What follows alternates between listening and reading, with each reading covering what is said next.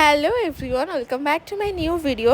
Recently তোমরা আমার get ready with me ভিডিওতে ভীষণ ভালোবাসা দিচ্ছ, তো আমি ঠিক করেছি সপ্তাহে 2টো করে গেট রেডি উইথ মি তো তোমাদের সাথে শেয়ার করতেই হবে। তো দেখো, আজকে আমি এই হলুদ শাড়িটা পরেছি। এই শাড়িটা আমি বসন্ত উৎসবের সময় কিনেছিলাম। আমি একদিনই পরেছিলাম একটা প্রোগ্রামে, তো তখন সেভাবে আমি সাজতে পারিনি।